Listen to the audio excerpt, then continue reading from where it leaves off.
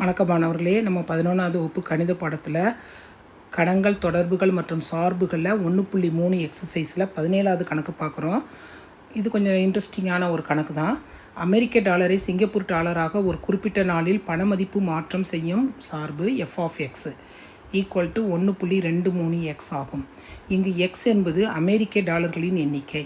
அதே நாளில் இந்திய ரூபாய்க்கு சிங்கப்பூர் டாலரை மாற்றும் சார்பு g(y) ஈக்குவல் டு 50.50y. இங்கு y என்பது சிங்கப்பூர் டாலர்களின் எண்ணிக்கை ஆகும். இந்திய ரூபாயின் அடிப்படையில் அமெரிக்க டாலரின் நாணய பரிவர்த்தனை விகிதத்தை வழங்கும் சார்பினை எழுதுக. இதுதான் கணக்கு கொடுத்துருக்காங்க.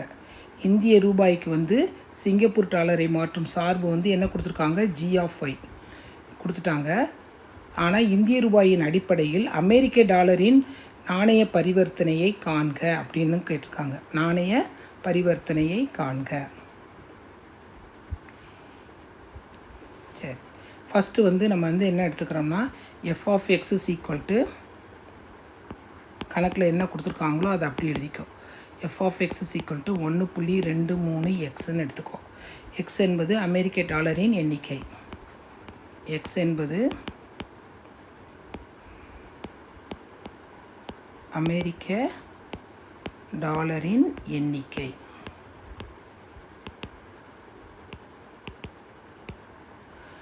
அடுத்து என்ன கொடுத்துருக்காங்க, சிங்கப்பூர் டாலரை மற்றும்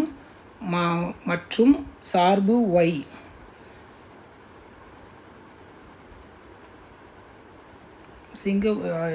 y என்பது அதே நாளில் இந்திய ரூபாய்க்கு சிங்கப்பூர் டாலரை மாற்றும் சார்பு. அப்படின்னா g(y). கணக்கை மட்டும் கொஞ்சம் ரீட் பண்ணுங்கள். கணக்கு குளறுபடி கணக்காக இருக்குது, கொஞ்சம் பார்த்துக்கோங்க. இப்போ தான் y என்பது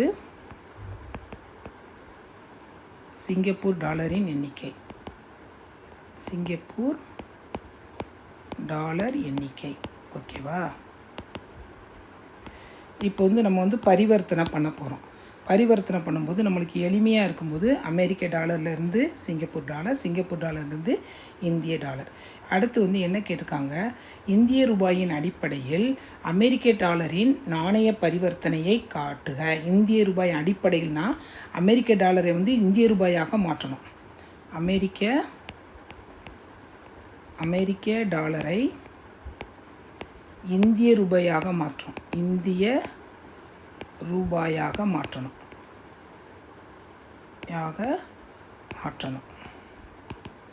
மாற்ற என்ன பண்ணலாம், g.f(x).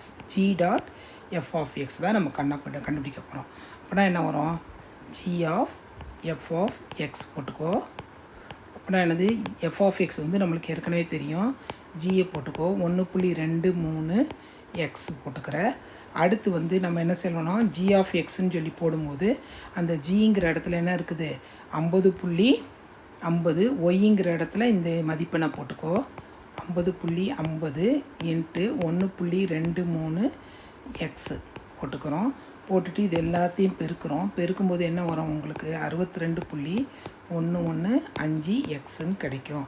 இந்திய ரூபாயின் அடிப்படையில் அமெரிக்க டாலரின் நாணய பரிவர்த்தனை விகிதத்தின் சார்பு என்னது, கணக்கில் உள்ளதை அப்படியே எழுதிக்கோங்க.